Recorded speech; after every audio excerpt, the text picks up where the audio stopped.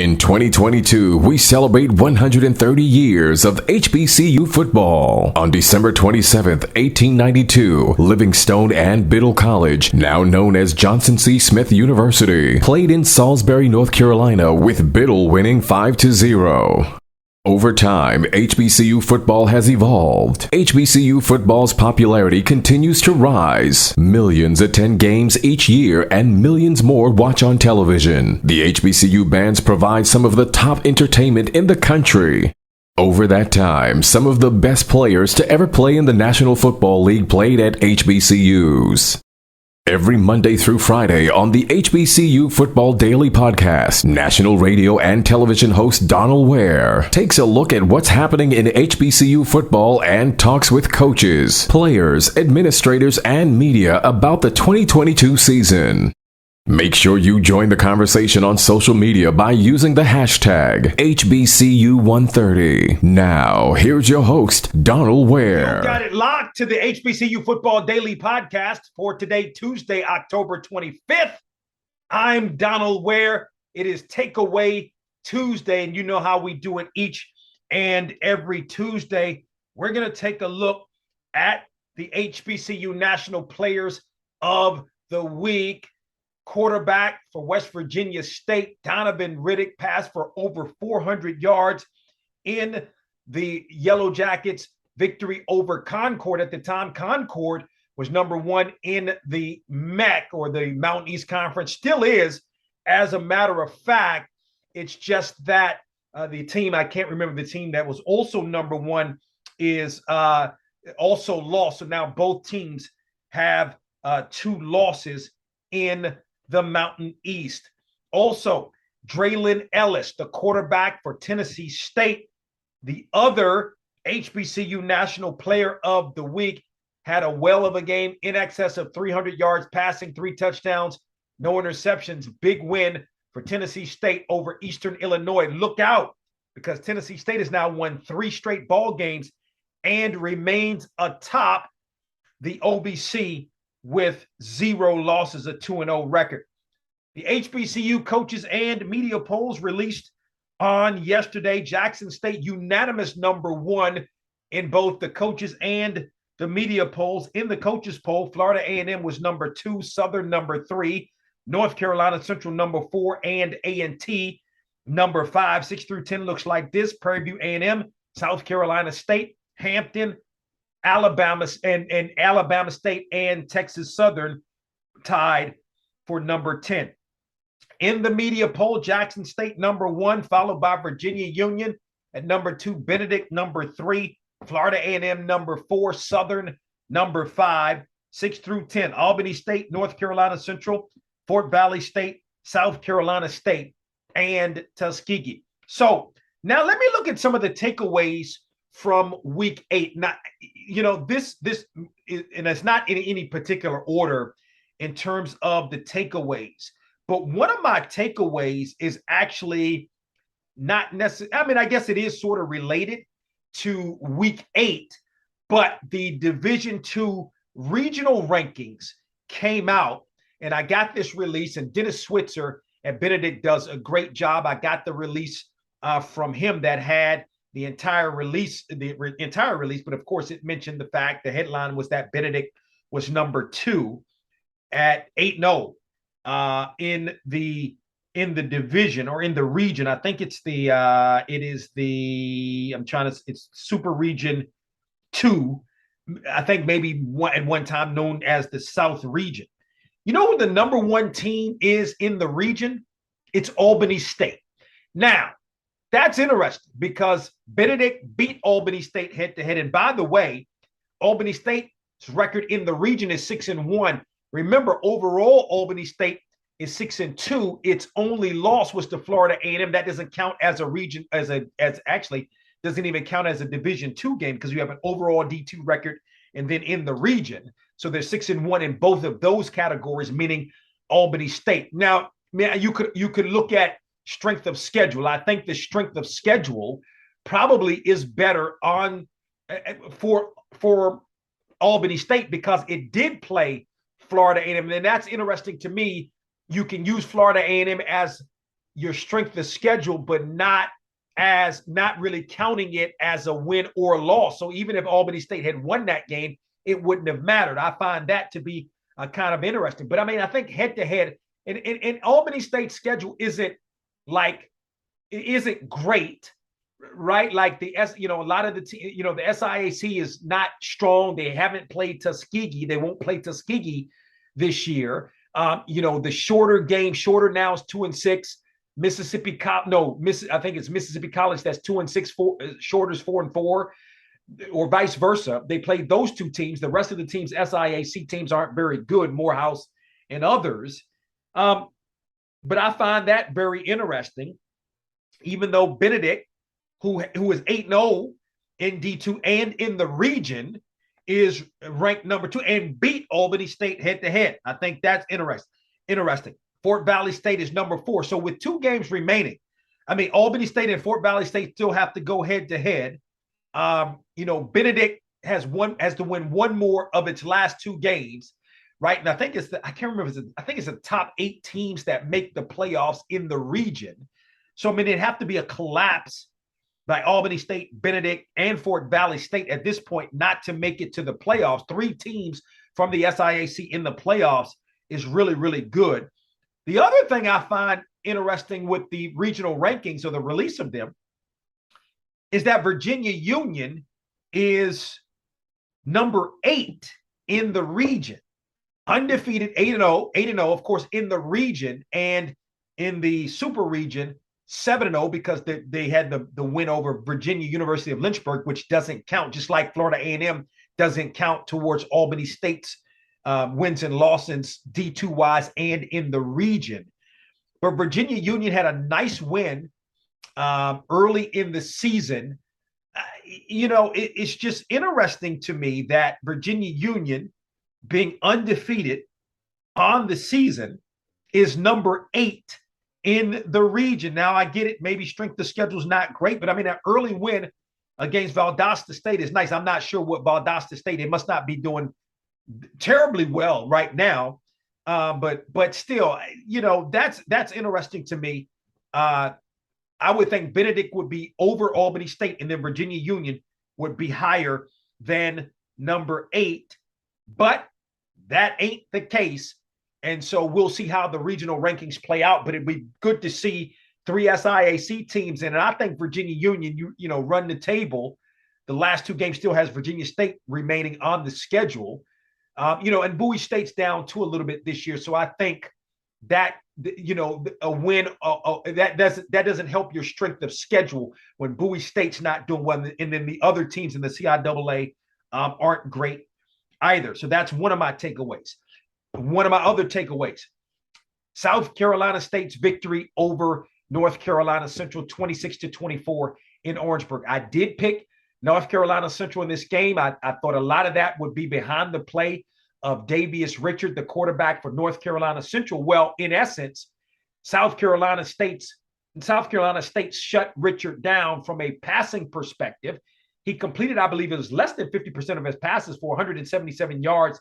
He had a couple of touchdowns. He had an interception. He was able to run the ball well. And as a matter of fact, North Carolina Central ran the ball well against South Carolina State as a whole. As a matter of fact, Latrell Collier, running back for the Eagles, had 140 yards rushing. And that's one of the things that Buddy Pugh mentioned on the coaches call on Monday. He said, hey, we got to get this run defense together.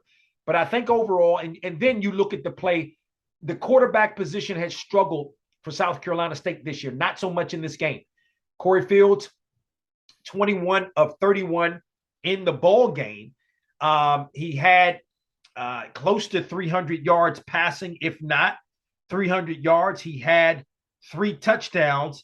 I don't believe he threw an interception in this ball game. As a matter of fact, I want to make sure I have this number right, so I'm going to read these stats to you in terms of what Corey Fields was able to do in this ball game. 21 of 31, 264, 3 touchdowns, no interceptions in the ball game. So you had a really good effort by Corey Fields in the air, a decent effort in terms of on the ground by South Carolina State, although Kendrell Flowers not really getting it going like we saw last year. But I think the bottom line for South Carolina State is this. similar position to last year, came into MEAC, rolled through, ultimately won the national championship, beating Jackson State in the Celebration Bowl. Will we see that happen again this year? Maybe. I don't know, because South Carolina State still has some tough games in front of it. Another takeaway, Delaware State falling to Howard. If you're Delaware State, and I realize, and condolences to the Delaware State family, if you heard the weekend edition of Box to Row, the radio show, which of course can be heard on a radio station near you, as well as on ESPNU Radio on Sirius XM, as well as on Sirius XM channel 142 HBCU each and every week. Rod Milstead, the head coach, mentioned that the offensive coordinator had passed away. And man, I tell you what, definitely that's got to be tough on the Delaware State family.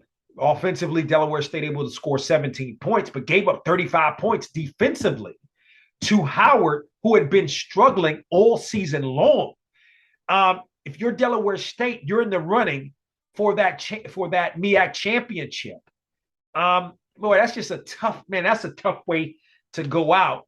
Now, of course, Del State and South Carolina State still have to get together, so Del State still has an opportunity to rectify that loss. But now you have to look at Howard. Now, what will Howard do? Will we see Howard propel itself after a victory like this to sort of make a run? You only need 4 wins.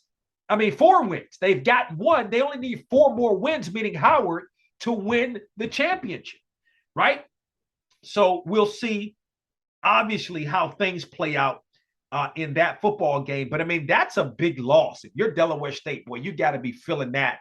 And that's got to be a lesson, because and Rod Milstead said it best. We're in the car. We're not in the driver's seat. He's absolutely right. So we still can get to our destination, as he mentioned. We just don't control our destiny. Another takeaway, Texas Southern. And, Texas Southern has an offense. No doubt Andrew Body, the quarterback, definitely can get it done. And you look at Clarence McKinney and what he's able to do in terms of that offense. It's something, right? Like, they're getting it done. Texas Southern is getting it done offensively, and did enough to win defensively. If you're Alcorn State, got to have that football game. So now Alcorn State's pretty much out of the race, at least at this moment, because you got Southern, who is in the driver's seat. Prairie View A&M's right there. And then Texas Southern has 2 losses in the conference. Remember, one of its wins was over Southern. So Texas Southern very much in the mix. Alcorn State is on the outside looking in at this point with 3 losses right now in the conference. And that's going to be tough for Alcorn State, I think, to come back from that, especially the way Southern's playing. And that's going to be a big game. Southern and Jackson State get together on Saturday. That's going to be a good football, a really, really, really, really good football game. It's one certainly that I think we'll preview as the HBCU National Game of the Week. We'll see. We may have multiple games as we've had in previous weeks, because we are getting down to the nitty-gritty.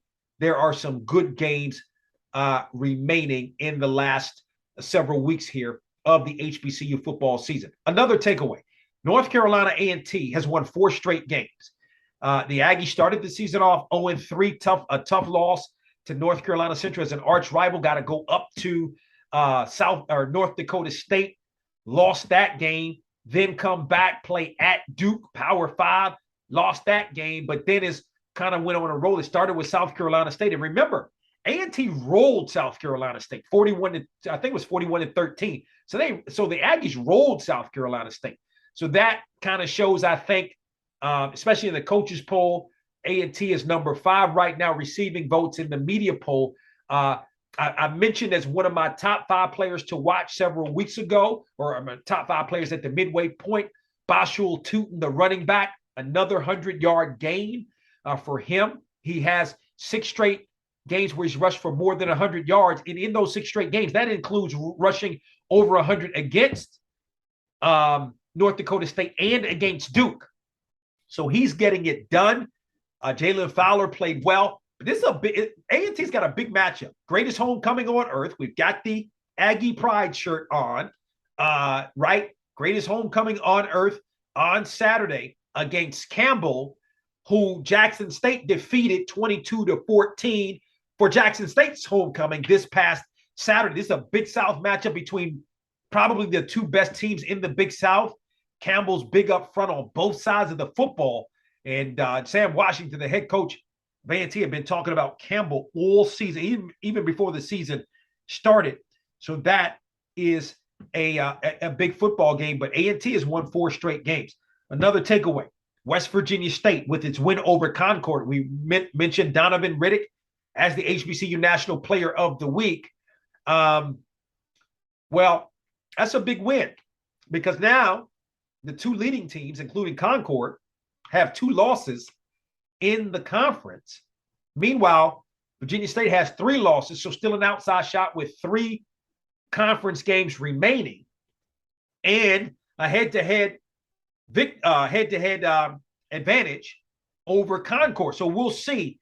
West Virginia State sort of been up and win here, lose here, win a big game. I mean, the losses that the Yellow Jackets have not been terrible losses. It's just that you beat Concord. You would hope to have beaten some of these other teams, maybe to only have 1 loss in the conference. Still, West Virginia State still sort of in the thick of the race in the Mountain East Conference. So those are some of my takeaways from Week 8 in HBCU football. And that's going to wrap it up for today's HBCU Football Daily Podcast. Of course, don't forget to tell a couple of friends about the HBCU Football Daily Podcast, where you can find us on our website, boxtorow.com. Also on our YouTube channel. You can also watch on our YouTube channel at Box to Row on YouTube, as well as listening to us at iHeartMedia.com or wherever you get your podcast. If you missed the HBCU National Player of the Week, the Players of the Week, or the HBCU Coaches and Media polls, you can find the polls and the Players of the Week on our website at boxtorow.com. Talk with you tomorrow.